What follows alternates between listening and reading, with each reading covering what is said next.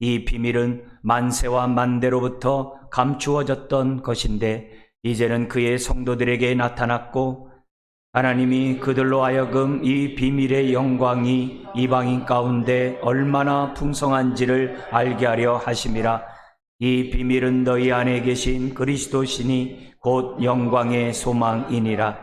우리가 그를 전파하여 각 사람을 권하고 모든 지혜로 각 사람을 가르침은 각 사람을 그리스도 안에서 완전한 자로 세우려 함이니 이를 위하여 나도 내 속에서 능력으로 역사하시는 이의 역사를 따라 힘을 다하여 수고하노라.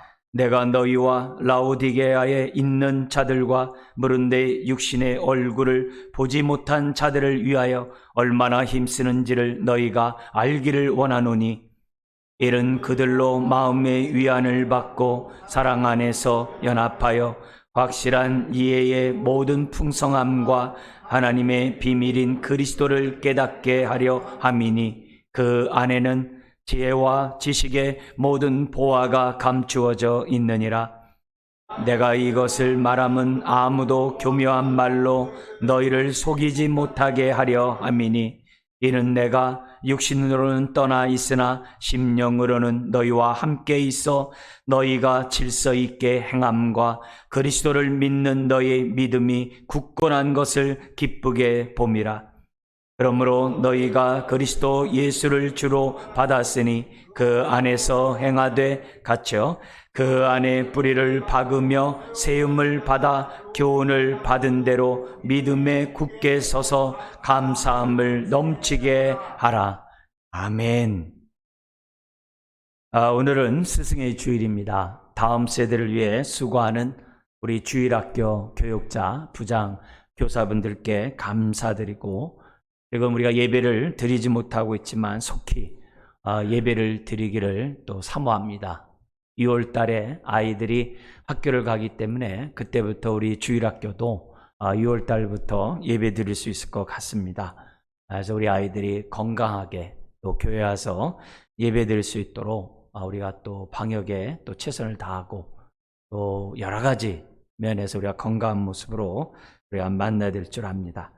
그동안 코로나19로 인해서 아이들이 교회에 나올 수 없는데 또 몇몇 학부모들이 우리 아이를 위해서 교사들이 전화해주고 챙겨주셔서 너무 고맙다는 그런 말을 이렇게 저에게 해줬을 때 하나님 앞에 참 감사했습니다.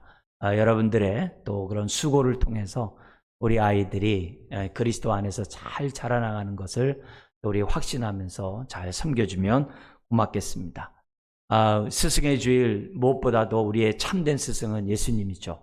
그 참된 스승이신 예수님이 우리에게 서로에게 선생, 서로에게 교사가 되라고 말씀하십니다. 언제 그랬냐면은 제자들의 발을 씻어주시면서 내가 너의 주요 또한 선생으로서 발을 씻었기 때문에 피차 서로의 발을 씻어주라고 우리 주님이 말씀하셨어요. 그래서 우리의 스승의 주일을 맞이해서 우리가 서로 발을 씻어주는 섬김의 교사들이 되는, 그래서 우리가 피차 가르치고 권면하는 가운데 우리 교회를 또 세워가는 저와 여러분들이 되었으면 좋겠습니다. 스승의 주일 다시 한번 우리 스승 되신 주님께 감사하고 또 우리 모두가 서로에게 스승이 선생이 되어서 잘 섬겨나가는 교회가 되었으면 좋겠습니다. 오늘은 계속해서 흔들리는 세상 속에 어떻게 믿음으로 사는가, 네 번째로 그리스도 안에서 완전한 자로 설하라는 주제를 가지고 말씀을 나누기 원해요. 흔들릴 때마다 첫 번째가 뭐였죠? 우리의 생각을 말씀에 맞추라 그랬어요. 그리고 우리의 기도를 말씀에 맞춰서 기도하고, 세 번째는 내가 믿는 예수가 누군지 좀 깊이 알라 그랬어요. 그러고 나서 오늘은 네 번째로 예수를 알았으면 다른 데 기웃거리지 말고 그 예수 안에 깊게 뿌리를 내려 세움을 입으라고, 그래서 완전한 자가 되라고 바울은 우리들에게 말씀하고 있습니다. 여러분, 우리가 믿는 예수가 어떤 분이라고요? 하나님과의 관계에선 보이지 않는 하나님의 형상이라 했어요. 하나님이란 얘기죠. 피조물과의 관계에선 그분이 창조주요, 그리고 만물을 주관하고 통치하시는 그런 만유의 주라고 그랬어요. 심지어는 교회와의 관계에서는 저와 여러분들을 핏값으로 사가지고 그리스도 몸의 한 지체로 불러주실 뿐만이 아니라 하나님의 자녀, 하나님의 권속으로, 가정으로 불러주실 뿐만이 아니라 그 불러 모은 교회의 머리라고 그랬어요. 그리고 그분이 근본이라 했어요. 그분을 떠나서는 교회가 없어요. 그분 안에만이 교회가 있는 거예요. 그래서 그런 분이 머리이시고 근본이라고 한다면 우리가 다른 곳에 교회를 세울 일이 없고 다른 곳에서 우리가 살아갈 이유가 없다는 거예요. 그분이 확실하다면 우리 2장 7절에 있는 것처럼 그분을 너의 주로 받았으면 그 안에서 행하되 그 안에 뿌리를 박으라는 거예요. 뿌리를 박으라는 거예요. 그리고 세움을 받으라. 여기 세움을 받는다는 얘기는 성숙하다는 얘기예요. 뿌리를 박아야 세움을 입죠. 우리 신앙이 자라죠. 근데 이 세움 앞에 계속이라는 단어가 있어요. 지속적으로. 가지인 저와 여러분들이 정말 나무이신, 포도나무이신 주님께 접붙임 바 될 때 진액을 빨아들여서 열매를 맺잖아요. 주님과 온전히 접붙임 바 돼야 세움을 입잖아요. 계속 자라가잖아요. 자라갈 뿐만이 아니라 교훈을 받은 대로 지금 바울을 통하여 주신 이 하나님의 말씀의 교훈을 받은 대로 믿음의 국가에 서서 확신 가운데 이르러서 흔들리는 세상 속에서 우리가 어떻게 해야 돼요? 감사가 넘쳐나. 예수 믿는 사람은 그 배에서 생수의 강이 흘러나리라는 그 말씀처럼 우리의 삶에 흔들리는 세상 속에서도 감사함이 넘치는 복된 인생이 될 수 있다는 것이 지금 오늘 바울이 우리를 통해서 가르치는 권면의 말씀인 거예요. 예수를 주로 받았으면 그 안에서 행하라. 그럼 우리는 계속 세움을 입게 되고 그것도 계속 굳게 설 뿐만이 아니라 심지어 이 감사 앞에서도 계속 있어요. 감사가 넘쳐나. 왜요? 나를 믿는 자는 그 배에서 생수의 강이 흘러나리라 했죠. 감사가 넘쳐나는 삶이 예수님에게 깊게 뿌리를 내리기만 한다면 그런 감사가 넘쳐나는 완전한 자로 저와 여러분들이 살아갈 수가 있다는 거죠. 오늘 우리가 왜 진리의 말씀을 듣고 우리가 믿음 생활을 왜 하는 거예요? 이러려고 하는 거죠. 정말 하나님 앞에 사람 앞에서 완전한 자로 서서 감사가 넘쳐나는 그런 인생이 되려고 하는 거죠. 사실 우리 주제의 이 완전한 자로 서라 그러면요 낯설어요. 그리고 직면하기가 좀 부끄러워요. 왜요? 완전하지 않은 거 우리가 알거든. 내 자신이 알거든요. 그래서 완전한 자로 서라 그러면 한쪽 귀를 듣고 한쪽 귀를 흘러버리려고 그래요. 왠지 이 말씀은 나와는 이렇게 먼 무관심한 나는 할 수 없어 이렇게 우리로 하여금 생각나게 하는 것이 완전한 자예요. 그런데 바울이 완전한 자를 오늘 본문에 쓴 것에 가장 정말 원초적인 이유는 그 당시 골로새 이단들이 거짓 교사들이 완전한 자라는 단어를 너무 많이 쓰는 거예요. 두 가지 측면에서 썼다고 그랬어요. 그게 이제 2장 8절부터 23절에 나오는 이단들인데 두 가지로 나눈다면 하나는 뭐냐면 지식에 있어서 예수님 한 분만을 가지고는 부족하다는 거예요. 그래서 신령한 영적 세계를 더 알아야 완전한 자가 된다는 거예요. 그래서 영계를 알아야 된다. 영적 세상을 알아야 된다는 거예요. 그런 신비주의 이단들이 오늘날도 많죠.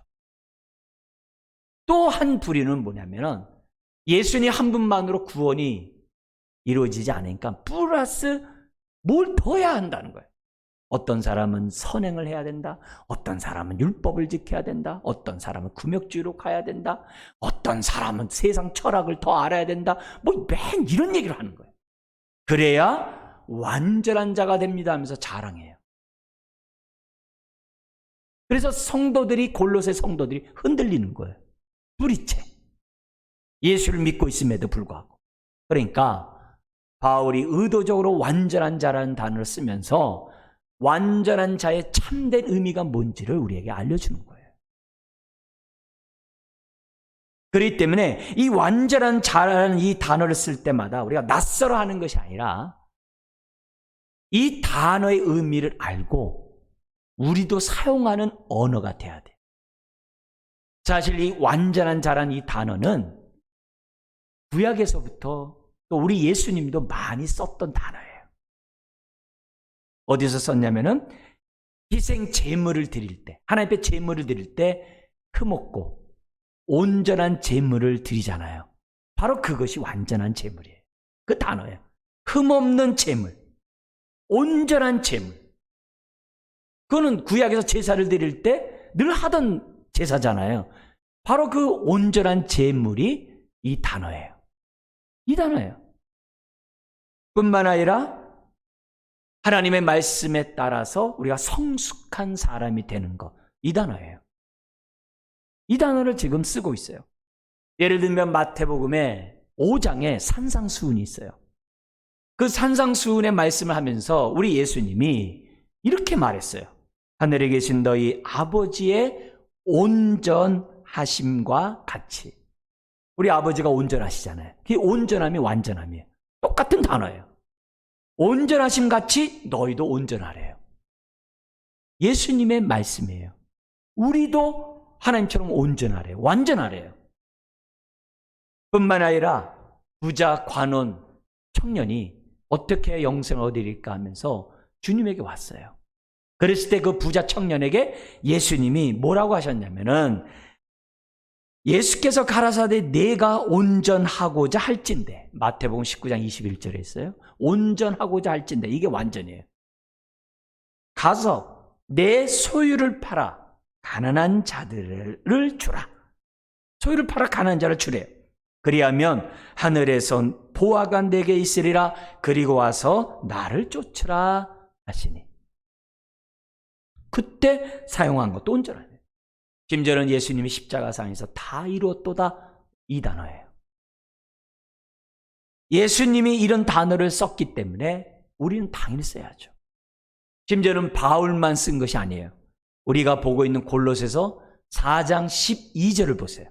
4장 12절을 보시면 골로새 교회를 개척하고 골로새 성도들에게 신앙 훈련을 했던 목회자가 있어요. 그 사람이 에바브라예요. 근데 에바브라가 골로새 교회를 세워서 골로새 성도를 돌보다 보니까 골로새 성도들이 거짓 선생들에서 막 휘둘리고 있거든요. 그래서 이 문제를 해결하고자 바울을, 재판을 기다리고 있는 감옥에 있는 바울을 찾아온 거거든요. 그래서 에바브라를 통해서 골로새 교회의 소식을 듣고 지금 편지를 쓰는 거거든요. 근데 그 에바브라가 교회를 위해서 무엇을 놓고 기도하느냐는 내용이 나와요. 그래서 4장 12절에 보면 이렇게 돼 있어요. 에바브라가 항상 너희를 위하여 애써 기도하여 너희로 하나님의 모든 뜻 가운데서 완전하고 확신 있게 서기를 구하나니. 에바브라 자신도 교회를 위하여 완전하고 확신 있게 서기를 구한대요. 어디 안에서요? 하나님 뜻 가운데서. 뜻을 알고 그 뜻 가운데 온전히 순종하는 그런 삶을 놓고 기도할 때 완전하고 확신 있게 서기를. 그 당시 에바브라조차도 완전하다는 단어를 썼다고 한다면 우리도 써야죠.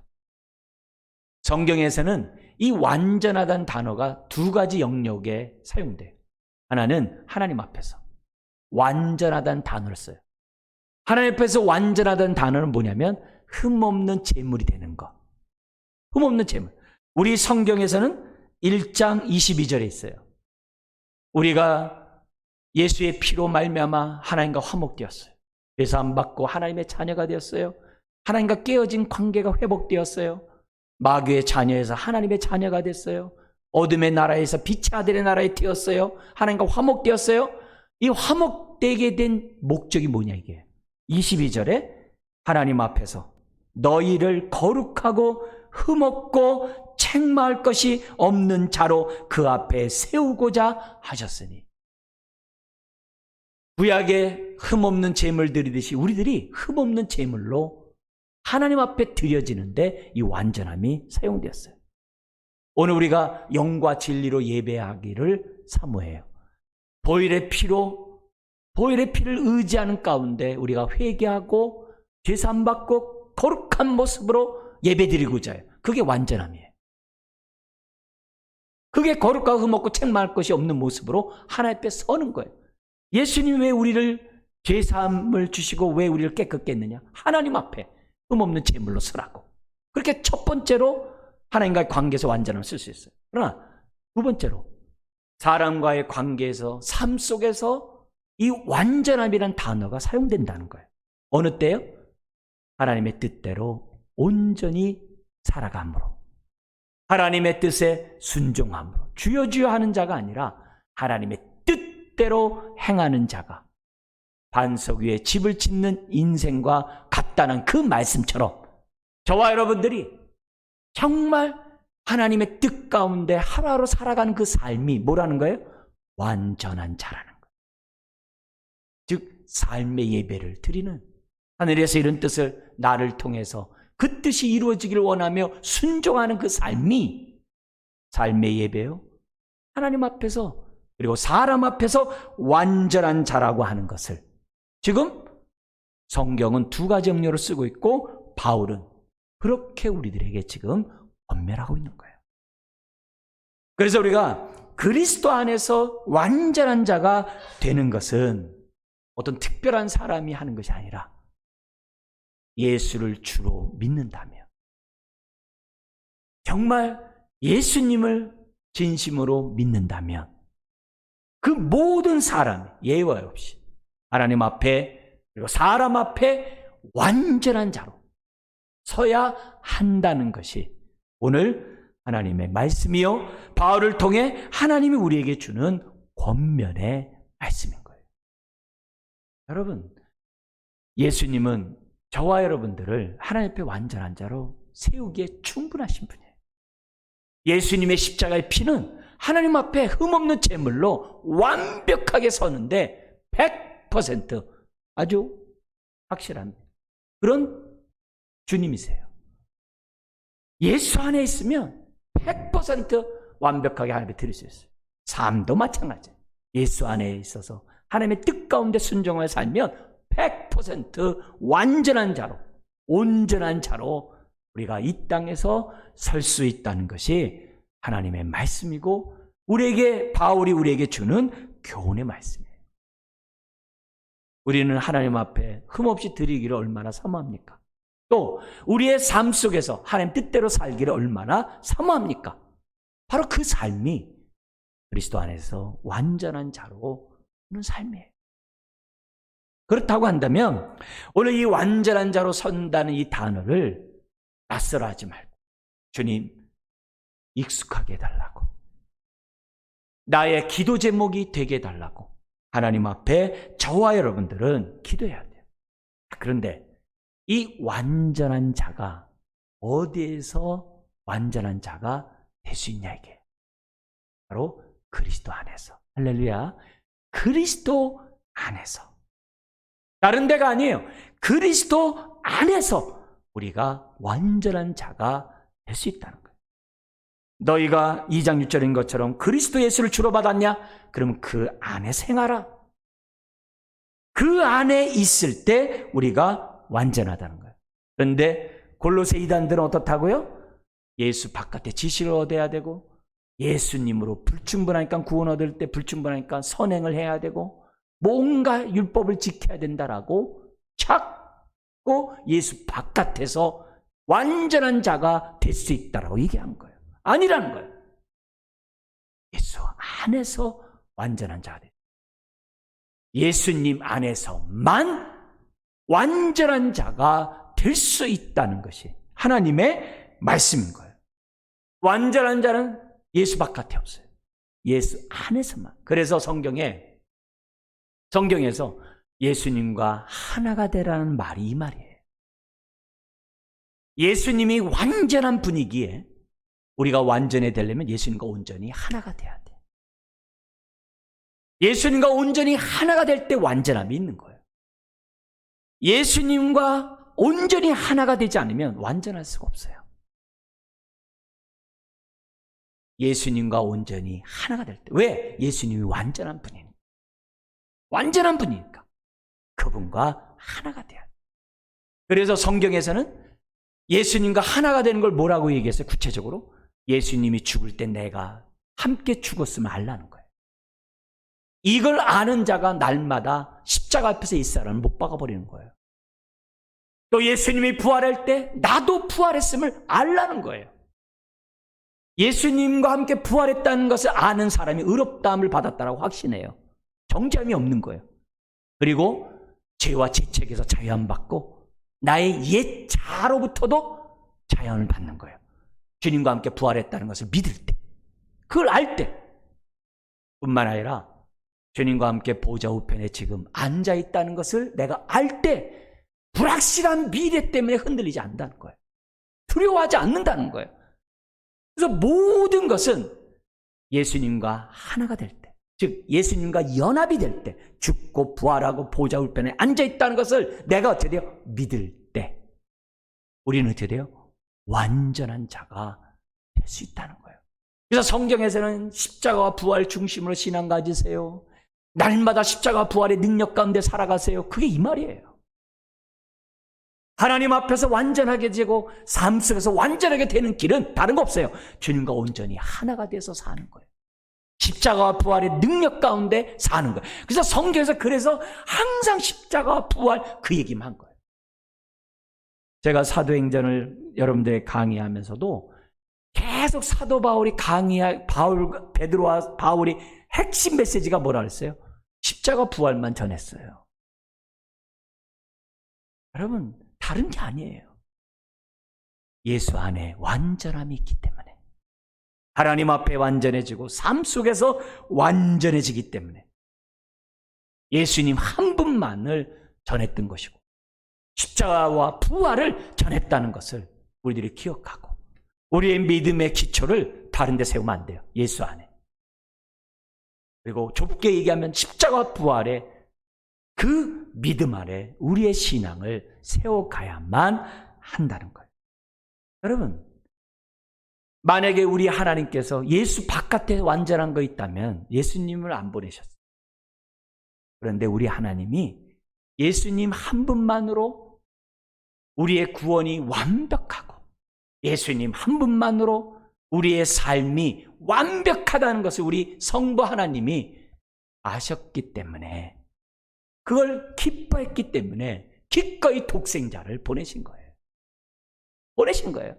그래서 내가 믿는 예수님이 어떤 분인지를 확실히 알아야 돼요.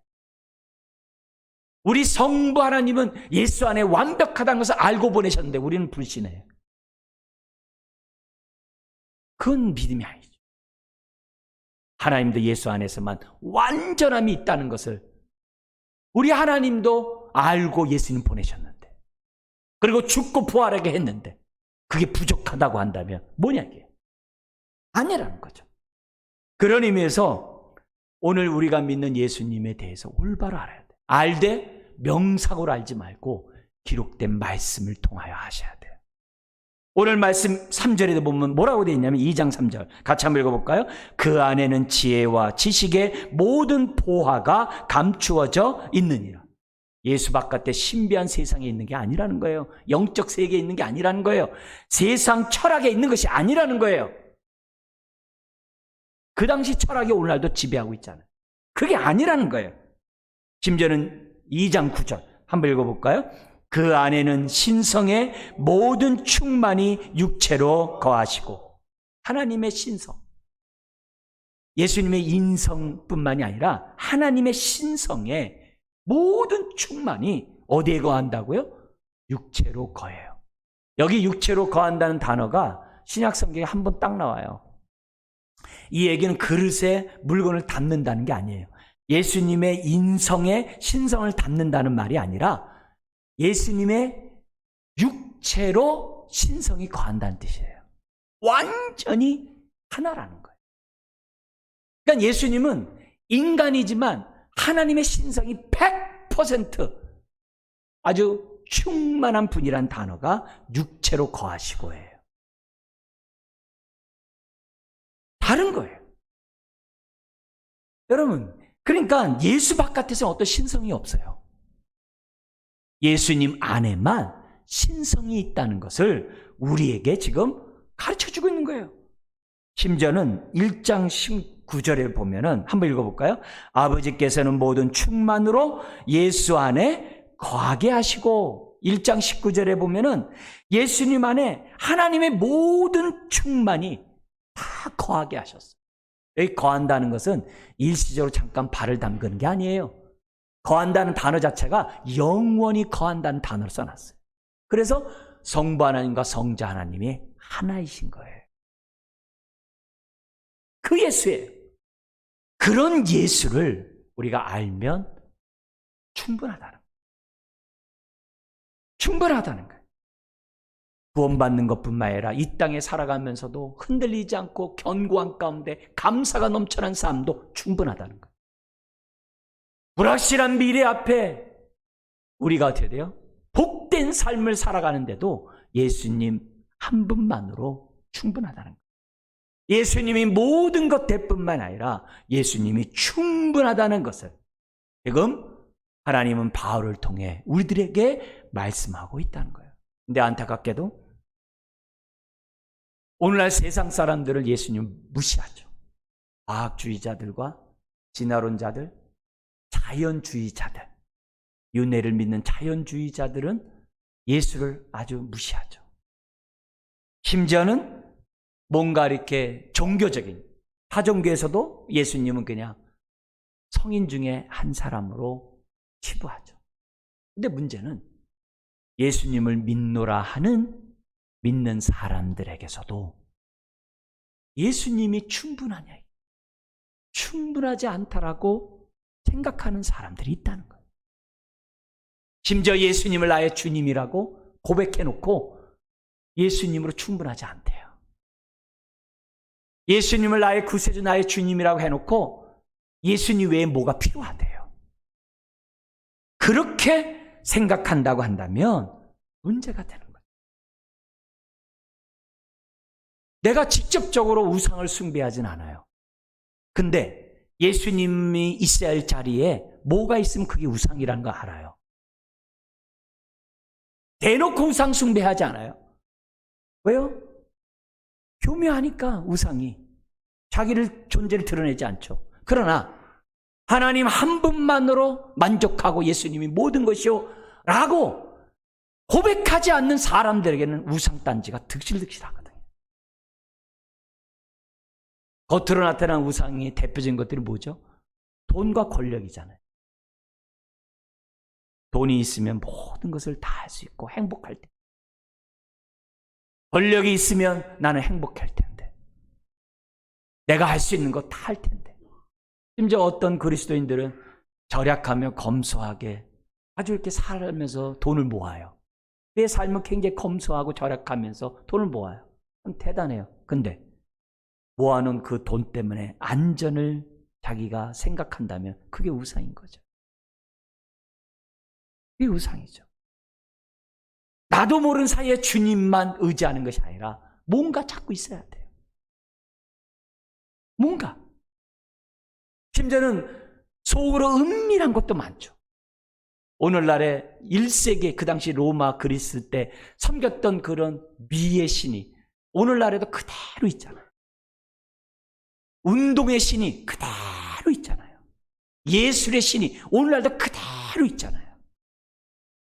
오늘날에도 얼마나 많은 사람이 건강의 신을 섬기고 미의 신을 섬기고 정말 운동의 신을 섬기면서 예술의 신을 섬기면서 이 세상 지금 살아갑니까? 예수님 한 분에서 위로를 받고 예수님 한 분에서 정말 세임을 얻는 것이 충분한데 플러스 뭐가 있어야 돼요. 예수님의 뭔가 있어야 돼요. 뭔가 있어서 위로를 받으려고 하고 뭔가 있어서 뭔가 힘을 얻으려고 한다면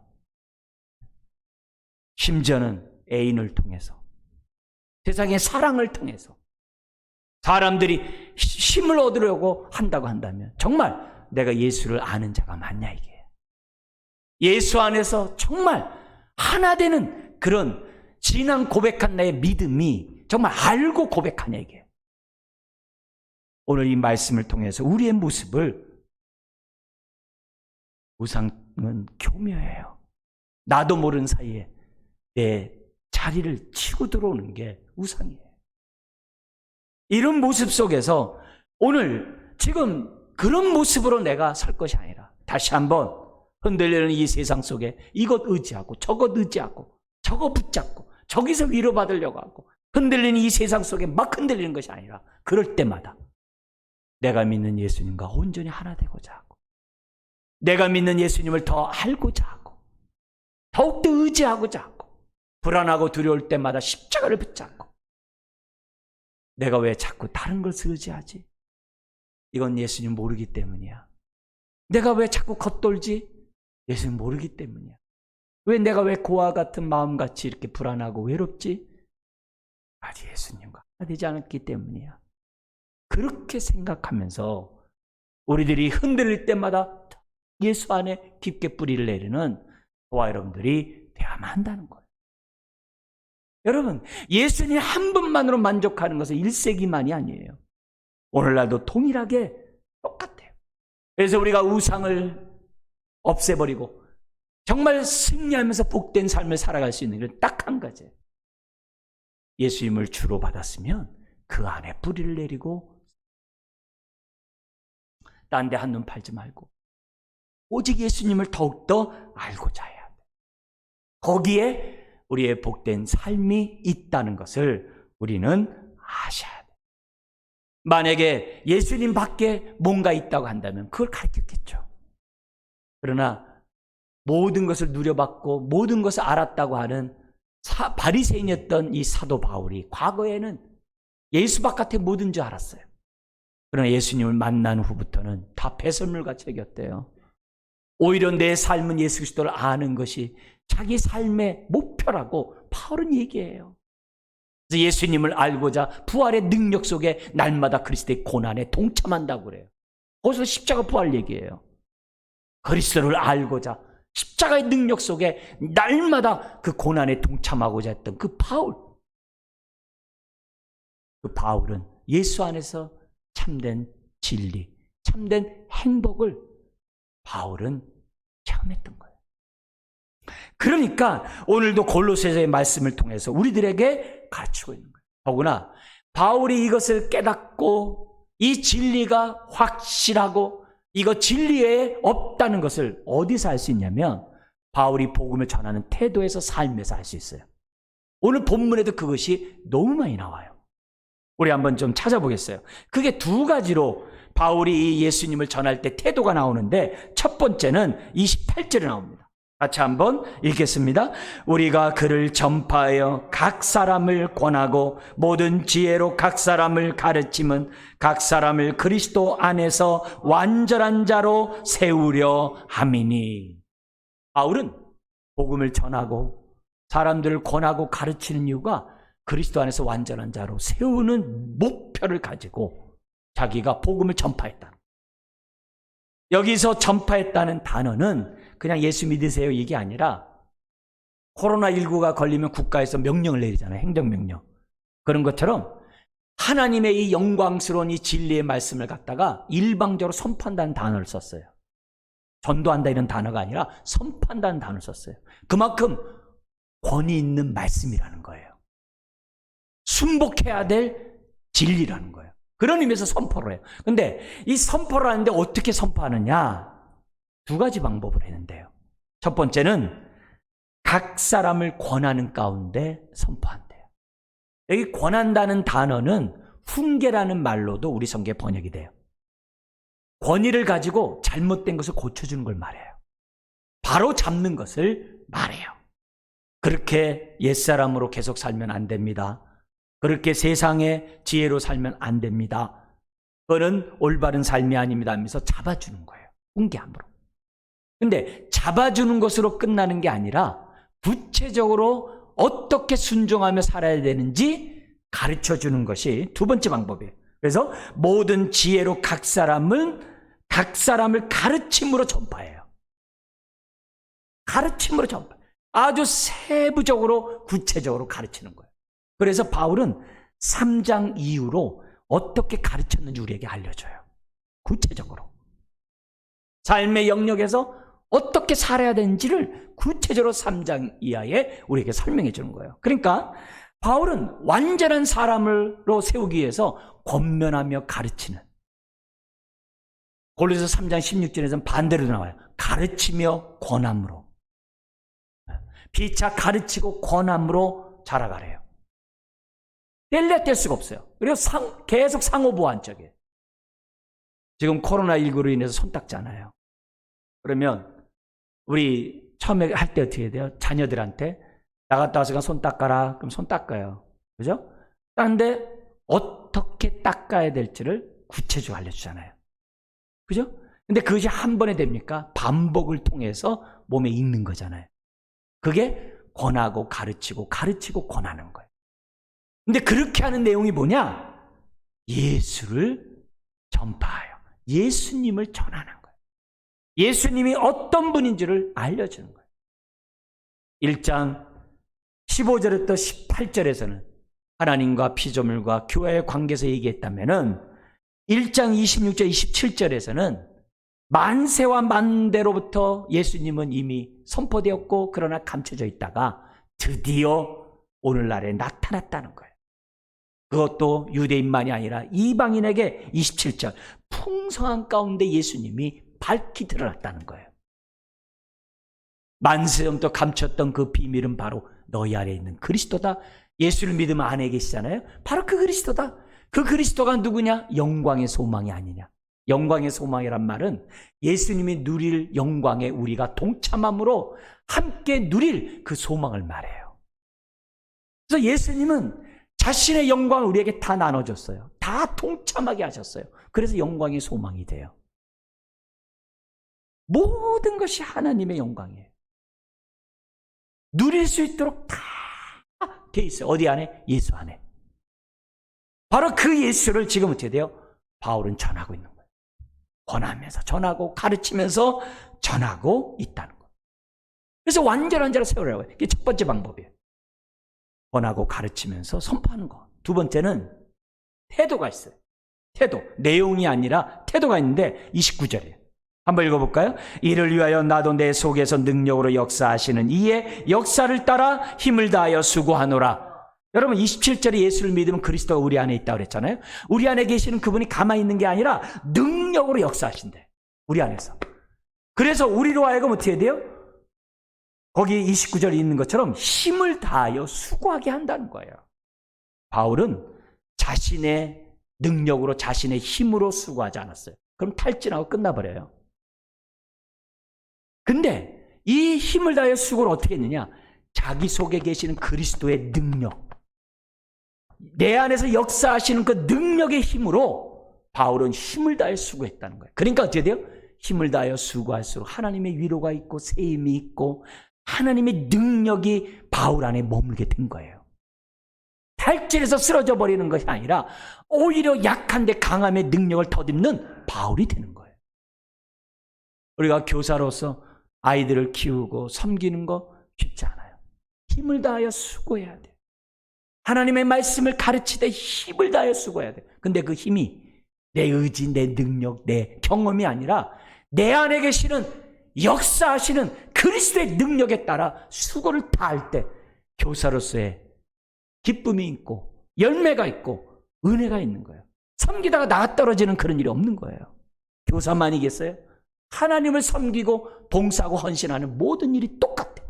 내 힘과 내 능력을 하기 때문에 나가 떨어지는 거예요. 그러나 바른 진리를 붙잡고 내 안에서 역사하시는 그 주님의 능력 가운데 우리가 살아갈 때 힘이 붙이면 붙일수록 더 십자가 붙잡고 좌절하면 좌절할수록 더 붙잡으면서 약한데 강함의 사람으로 우리들이 살 수 있는 거예요. 바울이 이렇게 할 수 있었던 이유는 뭐냐? 다른 게 아니에요. 예수를 알기 때문에. 예수 안에서만이 완전한 자가 된다는 것을 확신했기 때문에 하는 거예요. 그래서 수고를 하는데 힘을 다해 수고하는데 그 수고하는 그 모습이 24절 25절에도 나와요. 어떻게 수고하느냐? 24절에 보면은 수고하는 모습이 나오는데 한번 읽겠습니다. 나는 이제 너희를 위하여 받는 괴로움을 기뻐하고 그리스도의 남은 고난을 그의 몸된 교회를 위하여 내 육체에 채우노라. 어떻게 수고하냐면은 그리스도의 남은 고난을 자기 육체에 막 채우면서 수고. 이 말은 예수님을 믿고 복음을 전하면서 괴로움이 많아요. 얼마나 많은 핍박과 얼마나 많은 고통을 당했는지 몰라요. 근데 그런 고통을 뭐예요? 기뻐한대요. 괴로움을 기뻐한대요. 왜요? 예수를 아니까. 그러니까 살 소망이 끊어지는 그런 가운데서 어떻게 돼요? 그리스도의 남은 고난 자기 육체 채우겠대. 왜? 이렇게 함으로 교회가 세워진다면 아멘이라는 거예요. 여기 그리스도의 남은 고난은 예수님의 십자가의 죽음이 부족하다는 얘기가 아니에요. 그리스도의 남은 고난은 예수 그리스도의 복음을 전하면서 우리들이 당하는 고난들이 있잖아요. 바울이 예수 믿는 사람을 잡아들이기 위해서 다메섹 가다가 부활의 주님 만나요. 그때 사울아 사울아 그러니까 사도 바울이 뭐라 그래요? 네시오니까 나는 네가 핍박하는 예수라 그랬어요. 바울은 사람을 핍박을 했는데 예수님 핍박한다 생각하지 않았거든요. 오늘 저와 여러분들이 핍박을 당하면 주님이 핍박을 받는 거예요. 그 얘기예요. 그런데 바울은 그런 핍박을 받는 그것을 기뻐한대요. 왜요? 이 진리만이 사람을 자유케 하고 완전하게 한다는 것을 확신하기 때문에. 그뿐만이 아니에요. 어떻게 수고를 하냐면 25절에 나와요. 한번 읽어볼까요? 내가 교회의 일꾼 된 것은 하나님이 너희를 위하여 내게 주신 직분을 따라 하나님의 말씀을 이루려 함이니라. 여러분, 여기서 하나님 말씀을 이룬다는 단어와 고난을 내 육체에 채운다는 단어가 똑같아요. 이룬이라고 채우노라가 같은 단어예요. 이 말이 무슨 말이냐면 하나님의 말씀을 이루려 한다는 이 얘기는 하나님의 말씀을 남김없이 다 전한다 이 말이에요. 예수님에 관한 진리를 남김없이 다 전한다 이 말이에요. 그게 말씀을 이룬다는 단어예요. 24절은 뭐예요? 고난은 내 육체에 다 채우고 하나님의 말씀은 어떻게 돼요? 성도들에게 다 채운다 이 말이에요. 이 단어예요. 그러니까 바울이 얼마나 수고했냐면 고난 상관없다 이게. 내가 하나님 말씀만의 진리가 되고 다 전할 수만 있다면 아멘이라는 거예요. 이게 모든 목사, 교육자와 선생이 또 말씀을 가르치는 사람들의 태도가 돼야죠. 다 전하려고 하는 이런 태도. 이것이 바로 바울의 복음을 전하는 태도였던 거예요. 그렇다면 이걸 반대로 우리들에게 적용해서 지금 바울이 전파하고자 했던 그 내용은 어떻단가요? 완벽하다는 거예요. 그렇다면 저와 여러분들 어떻게 해야 돼요? 하나님의 말씀을 파편적으로 알지 말고 어떻게 알아야 돼요? 하나도 빠짐없이 다 알고자 첫 번째 해야 돼요. 하나님의 말씀을 부분적으로 알고 끝나지 말고 다 알고자 해야 돼요. 두 번째는 우리가 하나님 말씀에 순종해서 살아갈 때 어떻게 해야 돼요? 바울처럼 내 안에서 능력으로 역사하시는 분의 능력을 따라 하나님의 말씀에 순종하는데 최선을 다하고 수고를 하더라도 어떻게 해야 돼요? 힘을 다하여 여기 탈진할 정도로 힘을 다해야 돼요. 그게 오늘 저와 여러분들이 신앙생활해야 되는 진리를 아는 자의 태도라는 것을 우리들에게 보여주고 있어요. 내용적으로 예수님 한 분만으로 알고자 하되 성경에 기록된 것을 다 알고자 하시고 태도로서 다른 게 아니라 내게 주신 능력 가운데 바울처럼 힘을 다하여 수고하는 저와 여러분들의 순종의 삶이 되어야만 한다는 거죠. 그래야 하나님 앞에서 사람 앞에서 완전한 자로 감사가 넘쳐나는 인생으로 살아갈 수가 있다는 거예요. 말씀을 정리하겠습니다.